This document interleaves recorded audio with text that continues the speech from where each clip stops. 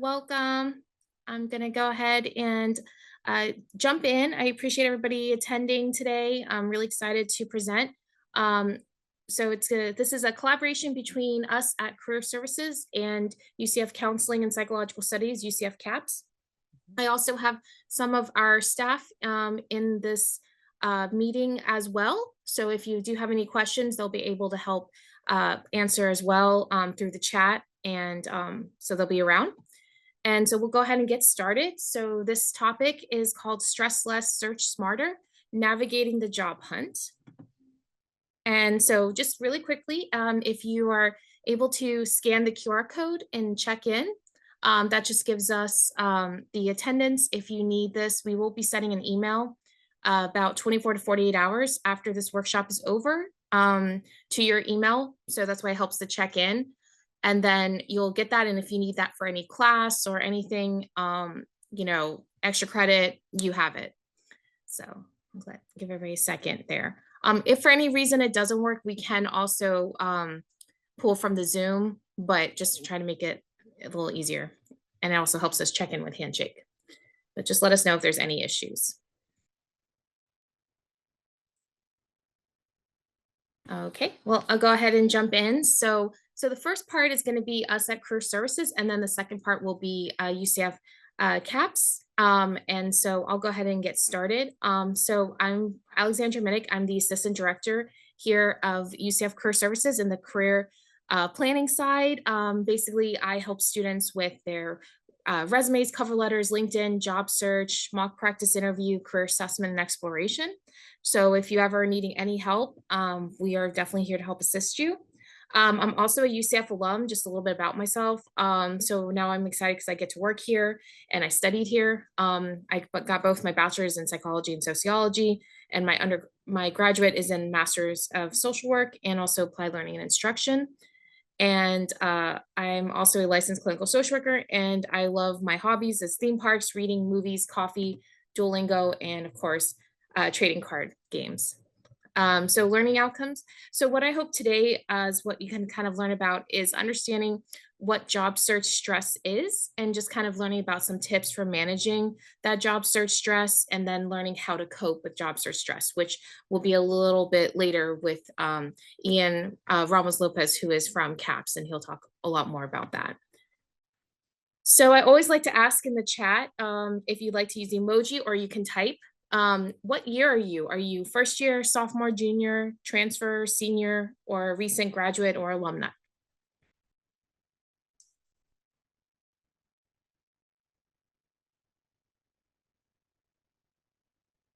Very cool. See? Oh, yay! Love it. First year, sophomore, cool. Awesome. Yay! Alumni. Okay. Juniors, yes, love it. Seniors, yes, seniors. Woo, Cameron, Talia, yes, love it. See everybody here. Gabriel, love it. Yes, got a good mixture here. I love it. Okay. Well, thank you so much for participating. It kind of helps us just know a little bit about who's in the audience so we can make sure to tailor. So what we want to talk about today is just kind of understanding like what is job search stress.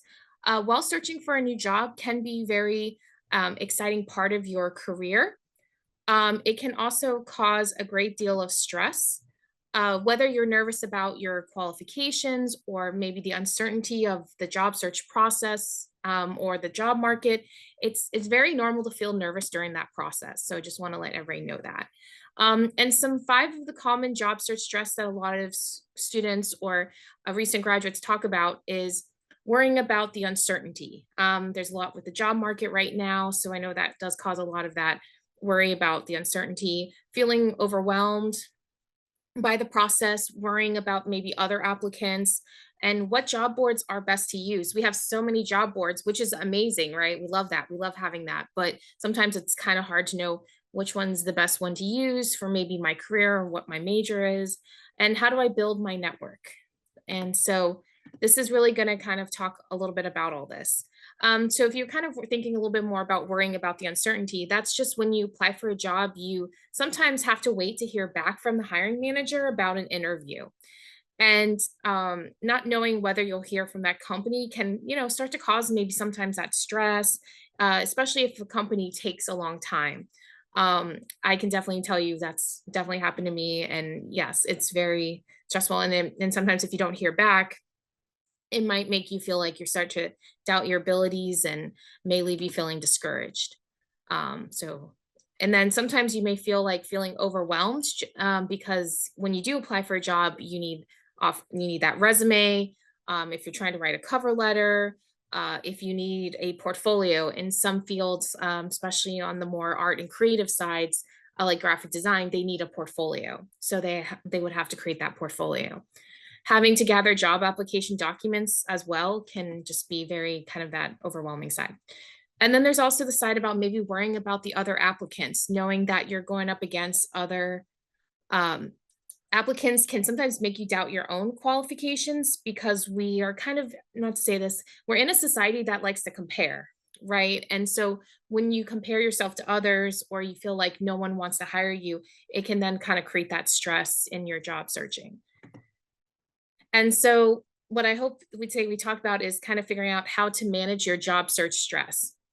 And while searching for a new job is stressful, there's a lot of ways to help you with that. And so what I hope today is help you stay focused while ensuring that you're making the most of your time, but you're also taking care of yourself in the process as well. And turning it into a positive experience can really kind of maybe put you in a better mood and make you excited about the prospect of, getting into your field, new employment opportunities.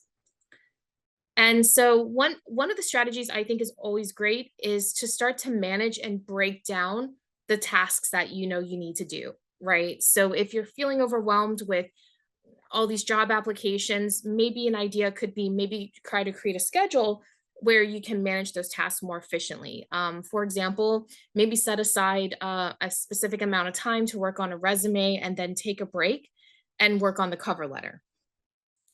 Or maybe breaking everything into more manageable tasks can help complete the duties without unnecessary stress. And I always tell everybody if you are feeling like, I don't know where to start, or I'm just needing help, with breaking down these tasks, you can always come and see us here at Career Services.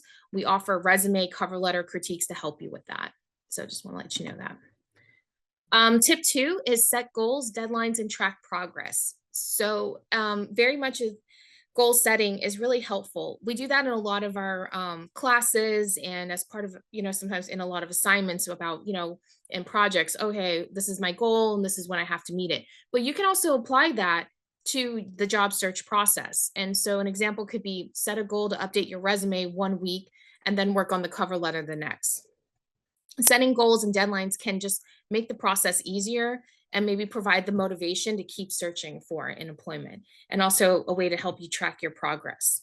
And one thing that can be really helpful is maybe creating your own way of tracking your progress. One thing that's really great is if you have Microsoft Excel, there's a way that you can create your own template where if you wanted to make a note of, okay, maybe figuring out your schedule of when you want to apply to this job or when is their deadline that I have to submit this job.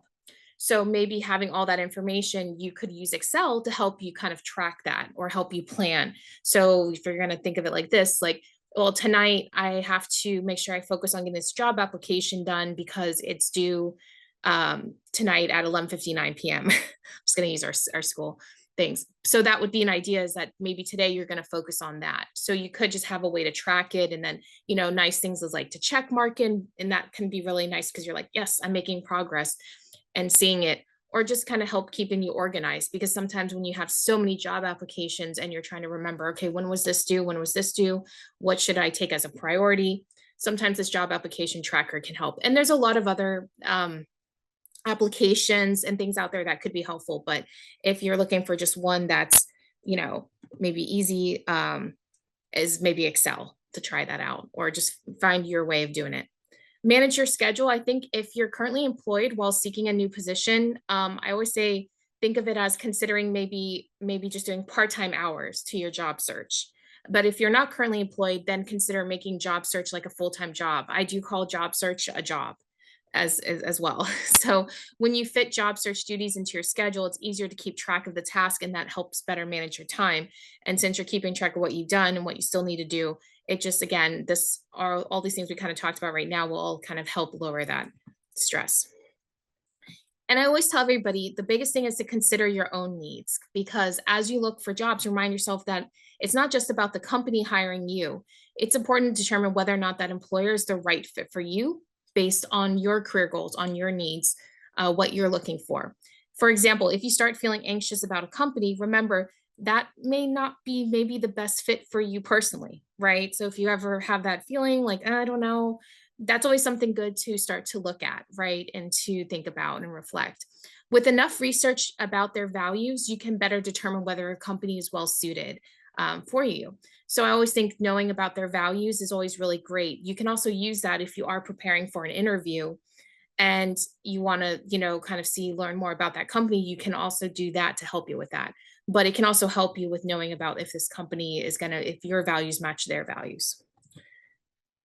And the next thing is just kind of knowing if there's any situations that may maybe increase or trigger stress. It's always in the job search. It's just good to make a note of that, because maybe you start to feel worried when you don't hear back from a job, and just being kind of knowing, being aware of that can help you, because then you can figure out what way will help you with coping with that. And so if you anticipate maybe feeling anxious about not hearing back from a job, then you could maybe figure out, how could I ask, maybe I'm going to ask the interviewer or recruiter when to expect to hear back. So you might ask that in the interview, or you could ask it in maybe a follow-up thank you email, or you could just reach out maybe in, again, if they told you a deadline or they didn't, you could reach out in maybe a week or two and ask them as well. So just kind of figuring out how would work best for you, when you're identifying those types of situations and feelings. The next part is really looking at the resume and cover letter, because it's important to tailor your resume and cover letter for the exact position that you're applying for. This has really become a big strategy now, because it's about resumes and cover letters now are using this AI system. We call it the applicant tracking system. And basically, these resumes are being scanned to see if they're a match for a job. So they're given the job description, and then they're looking at the resume and being like, does this match this job? And so it's looking for certain keywords, and certain qualifications and skills. And then it'll give it like a percentage saying this resume matches 70%. And then that'll kind of move that candidate forward. If it's a certain score, again, this can depend on the company. That's when it may be decided that it might be rejected, right? So to help save time, it's always good to make sure that you do have a resume and cover letter created, and then you just kind of customize it. My biggest recommendation is to always read the job description and then look at your resume and cover letter and try to match it and think about what your skills are, and or how you have demonstrated that skill, that experience, or that qualification. And I'll talk a little bit about that as an example in a bit. But just having a framework can help you manage your time and just kind of optimize your resume and cover letter. And so that kind of goes along with how to beat this ATS system, this AI system. And so the best way to do it is, you want to try to create a new, if you are going to do a PDF, try to create a new one each time, because what happens sometimes is old PDFs do eventually degrade, and a corrupted file might look fine to us, but not to ATS. And so it is recommended also not to change your software to create your PDF. So you don't want to use Word or Pages, change it to a Google Doc, and then change it to a PDF. That can cause some issues with this AI system. Keyword loading is very important. You really want to use terminology from the job description, as I mentioned. And another idea to help enhance or optimize that resume might be to use different action verbs, maybe trying to create this variety when you are describing in these bullet points what you've done. You might try to use different words. Like, for example, I use the word, like when someone's trying to say, I helped.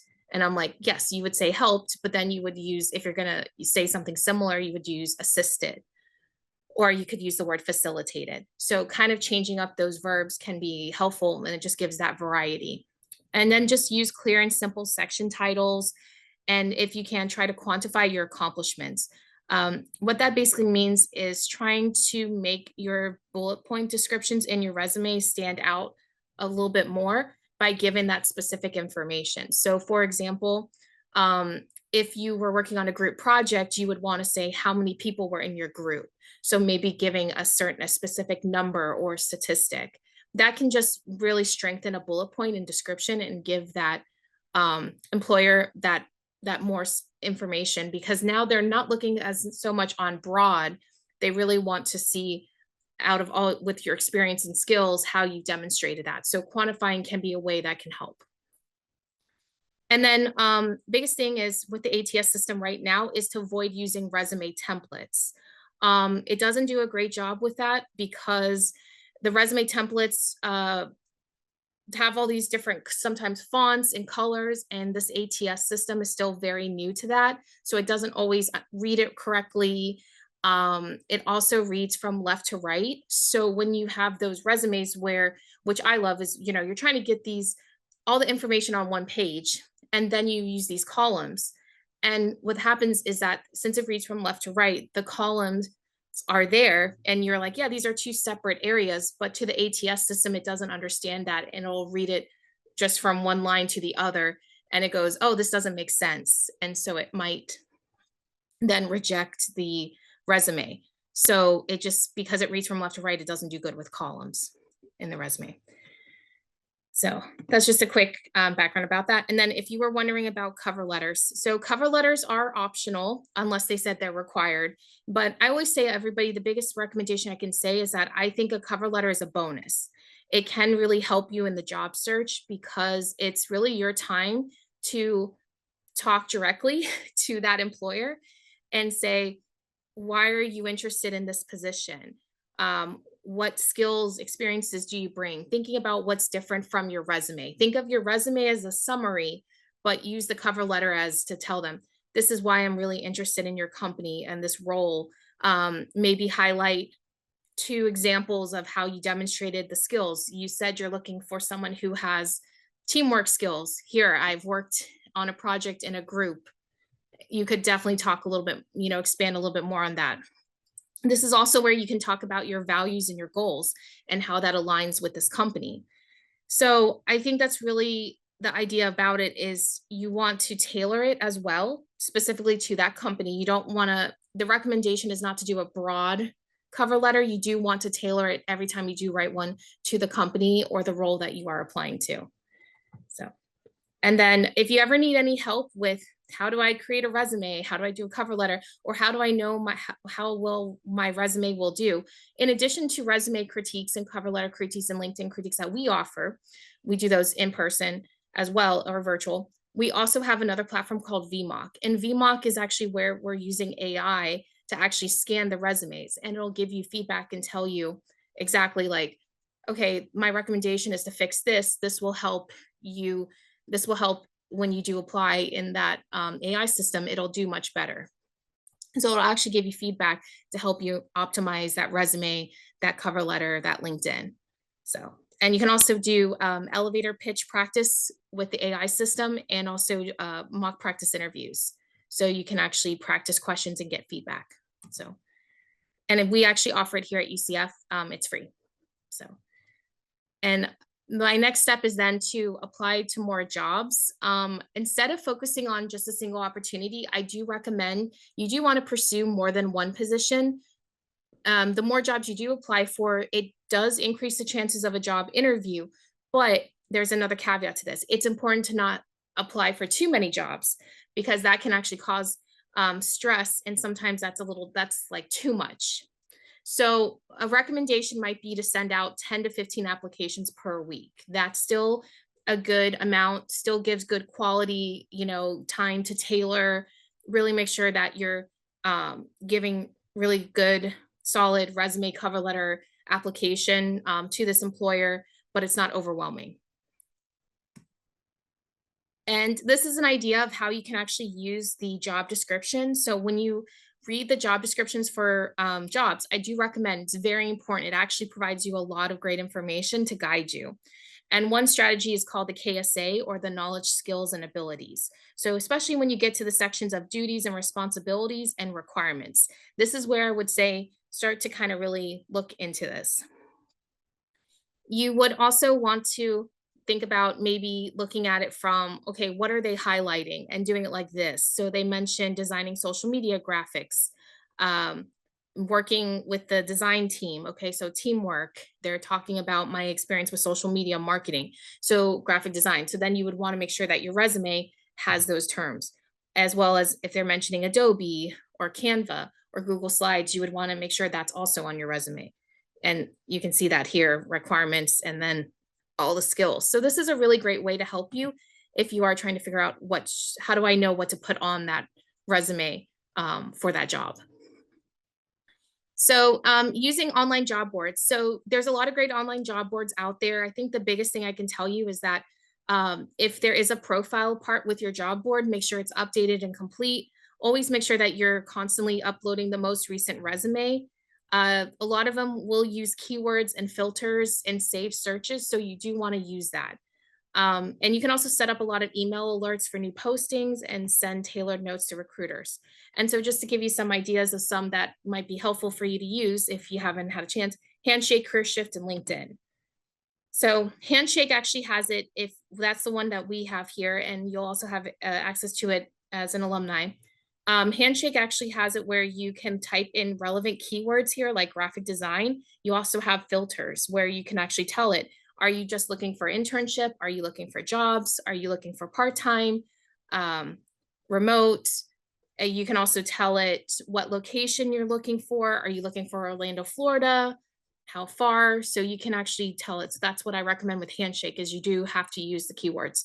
Same as LinkedIn. Handshake and LinkedIn are very similar. You do want to make sure you do the same thing, use the same keywords. So if you are looking for an internship, how far, what are you looking for to put in the teaching assistant, for example, that's an idea.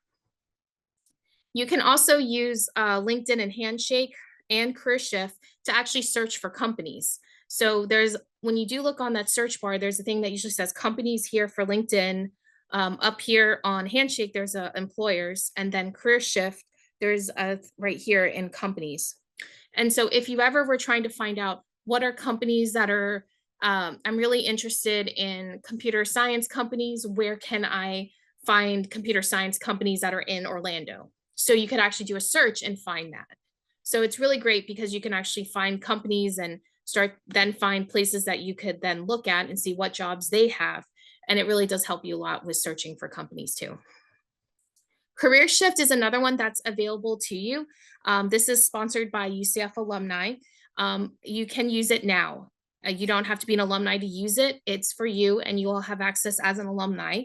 And it's really great because it goes across a lot of the job boards out there. So it'll look at LinkedIn, ZipRecruiter, Glassdoor, company job postings, and will go across the whole and say, oh, here you type this in, you're looking for jobs in graphic design. Here they are. So it'll tell you those current jobs.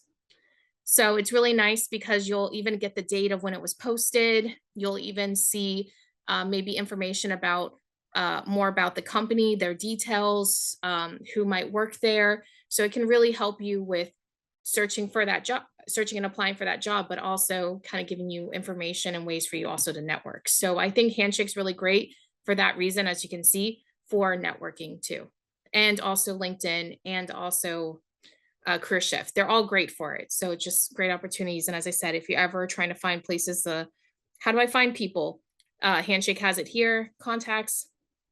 LinkedIn has it with people. You just would change it to people, and then students who worked here, for example, for search for contacts. If you are looking for any other ideas for a lot of other job boards, these are some. This is actually on our website. So if you are looking for more ideas about maybe tailoring towards more specific areas, then maybe the general search sites, those are good. Definitely the general search sites are good, but if you are looking, these are some examples of it. So if you're looking for more like in the business finance or hospitality and tourism, engineering, education, or social services or healthcare, these are just some that might be helpful.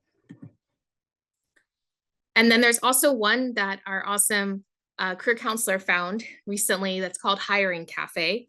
So I do want to like let you all know about that one. That one is free as of right now, but it's really great as another job search. And a lot of students have been saying it's been very helpful for them. So I just want to give that shout out to Hiring Cafe. So tip 9, break time. So focusing on job search every second can really maybe start to increase that stress. And so to prevent this from happening, I think it's a good way to stick to a job search schedule and take breaks as needed. So I always say after an hour of job searching, maybe then you want to make sure to like, oh, maybe I might do some exercising, reading a book or walking a dog, or just stepping away from the computer or your phone while in the middle of job searching can actually help you relax and lower your stress. So just making sure to take those breaks. I think of maybe reframing kind of how we think of job searching, not being like thinking of it as like, job searching. I don't like it, gross, thinking of job search as an opportunity and also to build your network, right? Maybe look at your job search as that opportunity. Remind yourself that your career is more than just one position or one company. And maybe sometimes, think of it as the opportunity of embracing a new path, a fresh start, or a new change, and give yourself a pat on the back to say how far you've traveled on your career path journey, because we don't do that enough. And it's so important to really do that for ourselves.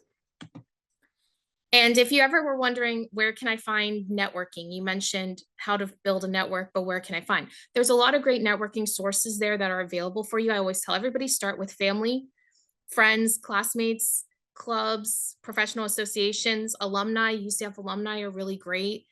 Career service events, information sessions, volunteer, past professors, mentors, maybe even do an informational interviewing, and just LinkedIn, using different ways, as I mentioned, handshake, and career shifts, just finding ways that you can network can be really helpful. And I think it's really good. If you ever attended a conference, conferences are a really great way to meet up with people. Social media, online groups, a lot of groups on LinkedIn are actually been really helpful for a lot of students with meeting, making connections and networking. Community membership, maybe being part of an organization, a club, or volunteering, co-working spaces, events. So really thinking about ideas. Also here on campus, we have the Internship and Career Expo. We host that every fall and spring. The Central Florida also has a job fair themselves. So Central Florida has their own big job fair that they host, I believe, at least a few times a year. So definitely check that out. There's also Career Fest. That's a larger career fair that's hosted by Orlando Jobs. We also host employer-led events where employers will come on campus. They might do a workshop. They might do an information session where these are little smaller events where you can get to know them. Those can be really helpful because, again, a smaller event to connect. And then professional associations. And as I mentioned, I always say my recommendation is always to start with alumni. Alumni is really great to network with. So if you ever were trying to see how can I figure out commonalities, I always say, if you're ever trying to start a conversation with somebody that you meet and you're like, how do I introduce myself? What should I talk about? I always say, think of asking them maybe, how do you like Orlando? What did you or study at UCF if you're talking to alumni? What do you like to do in your free time? You said you're a football fan. Did you catch the football game last Sunday? Maybe if you're at an event, what did you think of the event or the keynote speaker? Or if it's like an environment, maybe thinking, what do you think of the music, the play, the game, what kind of hobbies? Those are really great questions because they build that connection and starts that conversation. So, and I think the biggest thing I can tell you about networking is really to be yourself, ask questions, listen actively, be a giver as well, and then follow up. Those are the main points of that. And I think the last point I will say is like, just remember that it's okay to ask for help. Asking for help can really help you reduce your stress. And so sometimes that can mean just talking to people, getting advice, hearing from people who've done the job search process before, knowing that others have been in the same position.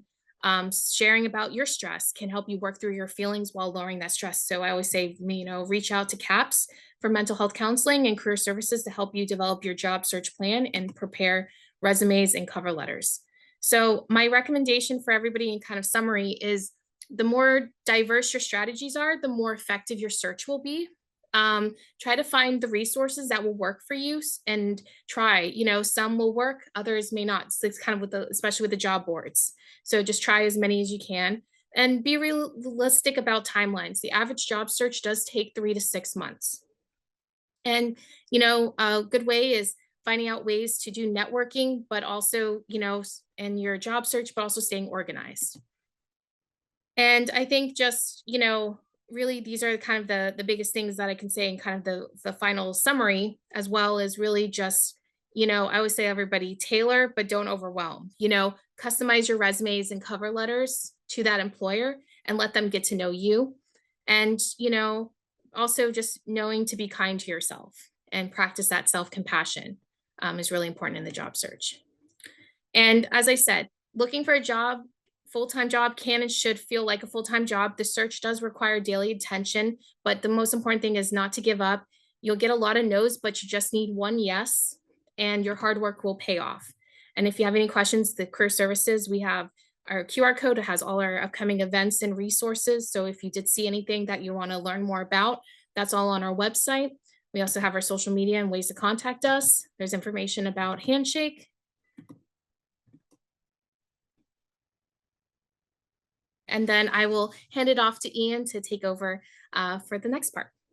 Thank you. Hello, everyone, and thank you so much. I saw some things in there that I was not aware of myself, so it's always good to see new information. But yeah, hi, everyone. My name is Ian Ramos Lopez. I'm one of the counselors on staff here at CAPS.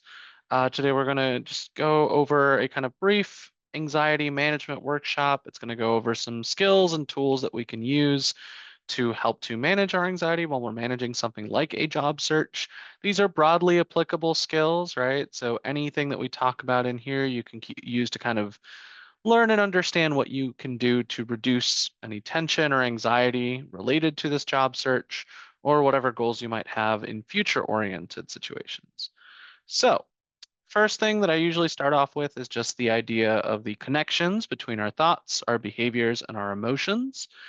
And this is more so something to keep in the back of your mind, right? When you're dealing with stressful situations, what is going on at each part of this triangle, right? What are your thoughts that you're experiencing while you're undergoing any stress or anxiety? What are the emotions that come up for you, right? In terms of how you're experiencing that difficulty. What behaviors do you engage with, right? I have a lot of clients that, when they have all this stress and all this anxiety, procrastination tends to be like one of those number one behaviors because, hey, this thing feels very threatening or difficult or scary. And we're kind of hardwired in our brains to kind of avoid things that can feel like that. So procrastination is a way we kind of try to keep ourselves safe that can have negative outcomes. So it's something to keep in the back of your mind, right? Like, what is the connection between all of these? And what are you seeing for each? Something to keep in mind is most of the time our emotions come from either things that have happened or thoughts that we're having about those situations. They don't tend to emerge from nothing. And a lot of times our behaviors are very much influenced by our thoughts and our emotions. We're very rarely doing things purely off instinct without thinking at all. So the connection between these is always going to be important. And what situations might this apply to, right? In terms of what we're talking about today, right, that job search, but there's a lot of component parts to a job search where that stress and anxiety could pop up for you, right? This could be a public speaking component if you're in a panel interview. This could be answering or making any kind of phone calls. This could be being kind of seen as the center of attention, right? In terms of what I had to do for my interview, I basically met the whole staff through like rotations. So that's a whole lot of people looking at you and pointing at you and trying to understand what you're bringing to the space. Other things that could apply could be eating or drinking in front of others, talking to people you don't know well, eye contact, starting conversations, and a bunch of other situations and events that could apply to what is causing this anxiety.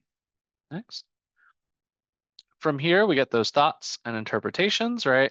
I'm not going to go over necessarily all of these, but a lot of them are often kind of self-directed and saying that you're not good enough, right? That's usually the overarching idea with all of these. And they often come up in spaces like job searches, right? Where we are often very self-critical because we often are our own worst critics. Move to the next one. And then we'll have our physical reactions, right? Or in terms of like what we're experiencing, we'll have a lot of different reactions. Physically, if you're anxious, you might experience that rapid heartbeat, dizziness, the upset stomach, shortness of breath, feeling disconnected from your body, headaches, muscle tension, right? A lot of it is because your body's nervous system is kind of preparing itself for danger, even though usually most job interviews and job searches are not particularly physically dangerous, right? But in terms of what your body's doing, it's acting as if it is just as dangerous. So we'll get a lot of the physical sensations there. We might get some emotional responses. We'll also see things like avoidance behaviors, escape behaviors, safety behaviors. What those all mean is avoidance. I don't want to look at it. I don't want to think about it. I want to keep it far away from me, right? Escape is I got to get away as fast as possible now that I've been placed in that situation, right? Usually this is when avoidance fails. We will try to escape. And then safety is just going to be anything that you do to try to keep yourself from being in that threat in the first place. And then we can also have checking and reassurance seeking, which is that, oh, are you sure this is good enough, right? That asking for like a lot of feedback, asking for a lot of reassurance. These are all things that can happen in response to anxiety. So when those things are all happening, right, it can feel like a lot on your plate all at once. Like I said, it's a combination of your thoughts, your feelings, and behaviors. So I usually like to provide coping skills for each aspect of that. Right. So in terms of thoughts, we often talk about reframing thoughts in therapeutic space and practice. This isn't necessarily going, actually, everything's great and good and pretending that like, that toxic positivity is going to save you here. It's more so the idea that we can return to a more neutral or understanding stance and figure it out from there, right? Rather than sticking with those thoughts that say you're not good enough, we might be moving more towards the, reminding yourself that you're another human being and other people experience similar stuff to yourself, or congratulating yourself for effective efforts and things that you've accomplished, or taking a moment to review the evidence that could be pointing in either direction, right? This does require a little bit of slowing down, and oftentimes our anxiety kind of wants us to go, go, go. But if we are able to do this, we can kind of recognize like, oh, these thoughts are not helping me, whereas these thoughts that I've reframed to kind of help myself manage this tend to leave me in a better spot. And you'll notice that none of these are like, actually, everything is fine and I'm perfect and I'm amazing, right? That's not generally helpful. If that helps you, all power to you. But this is more longer term or longer lasting effective thinking in situations of the anxiety that we might experience at the job search. Next. I'm also briefly going to go over things like the circles of control. This comes up a lot in situations where a lot of it is out of your hands, right? Earlier in our sections, we talked a whole bunch about the kind of related factors of the job search being almost like a full-time commitment or something that's going to take a lot of your time and energy, and how to leverage the systems that apply to job searches. And you'll notice a lot of it, some of it you can have active say and control in the more you know, but a lot of it is entirely out of your hands, right? Things like AIs that review your resume are something you explicitly have no real say on how they're going to look at it beyond trying to work with the keywords that you've been given and the understanding that you have. What the circles of control are just a way to visualize how much energy and effort you should provide towards different worries or anxieties you might be experiencing. The general rule of thumb is the closer to the middle, the more energy you want to give towards it in terms of changing it or fixing it. So what this looks like is control is things you can directly control. Influence are things that you have some say in, but you don't get the final decision on. And concern are things that are completely out of that field, right? You can't have a say or change them as an individual person. If we go to the next slide, it'll actually show some examples of what that tends to look like. So devoting your energy to the areas of importance inward and then out, right? So the more energy should be concentrated in things you can actively change. And then less energy, I'm not saying zero, right, should be concentrated on things outside. The main reason being that, if you're pouring energy into things you can change, you can take actions to make things differently. Whereas if I'm pouring all of my time and energy trying to control the weather, I mean, all power to me for my time and efforts, but I'm not really going to see huge results.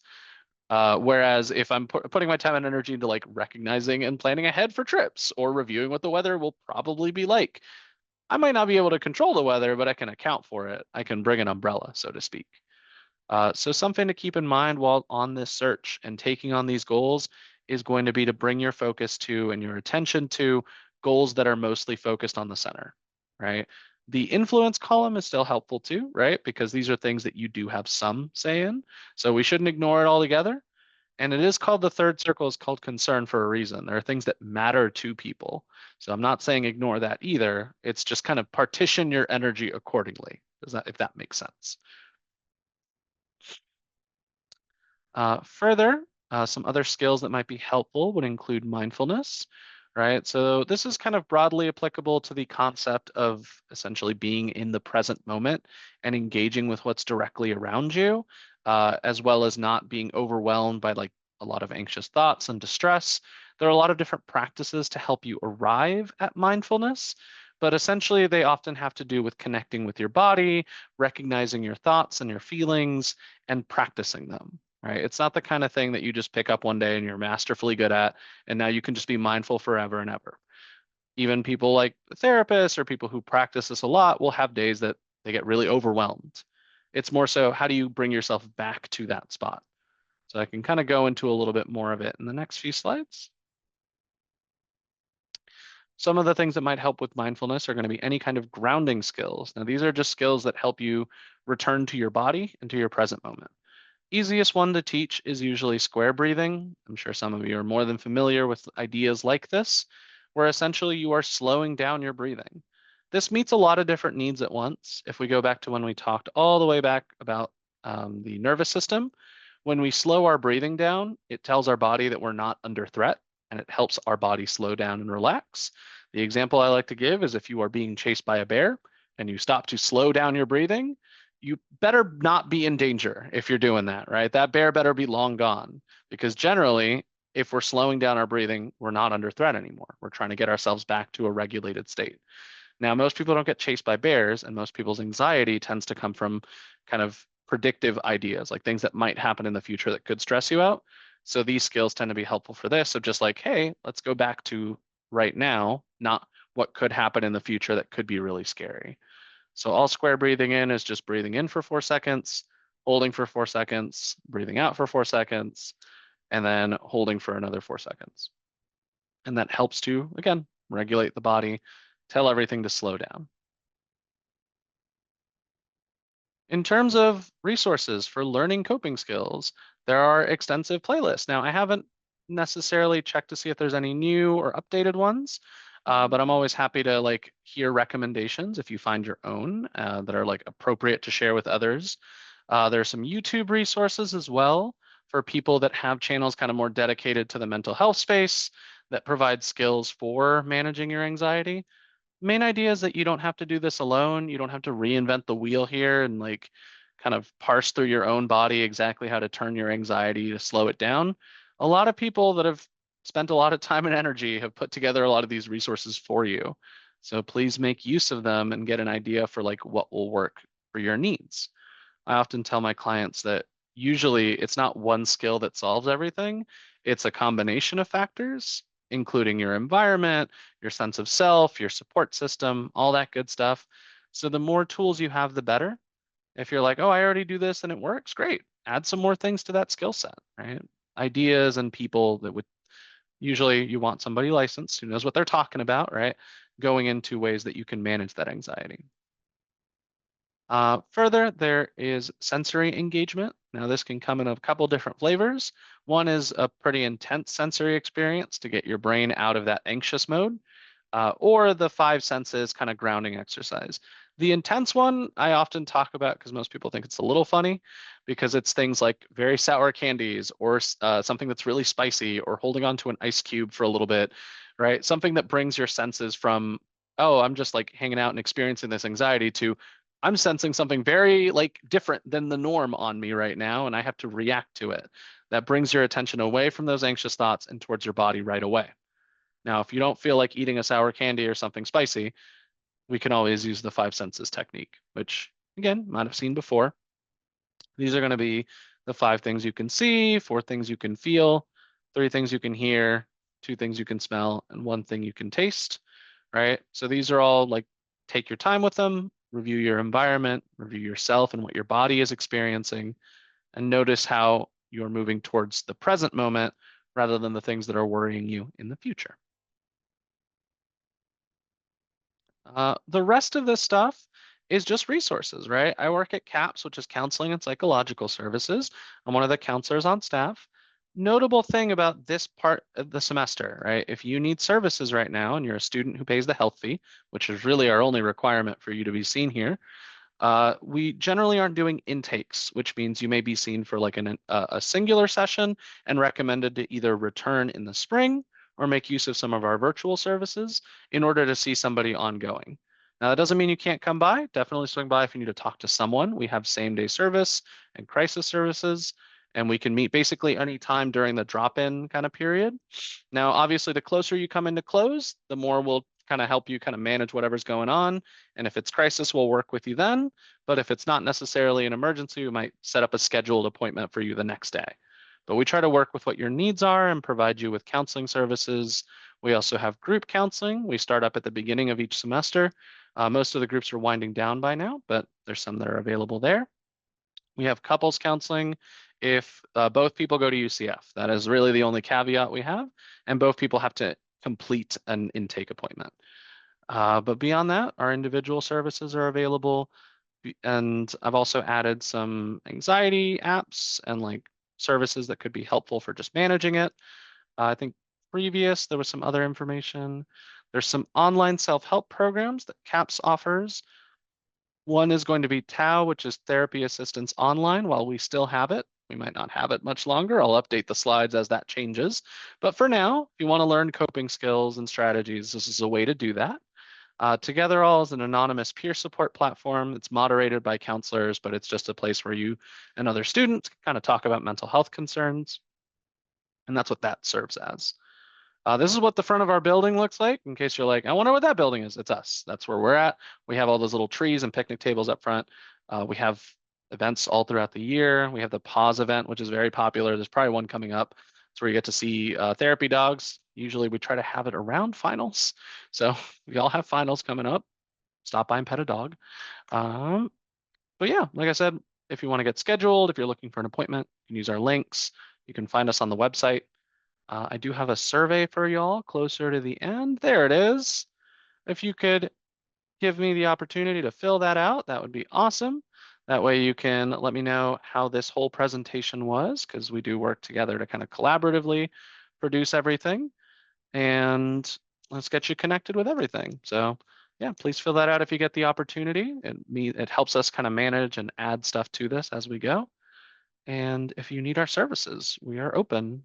As usually, we are open when the university is open. So if you're here, we're here generally.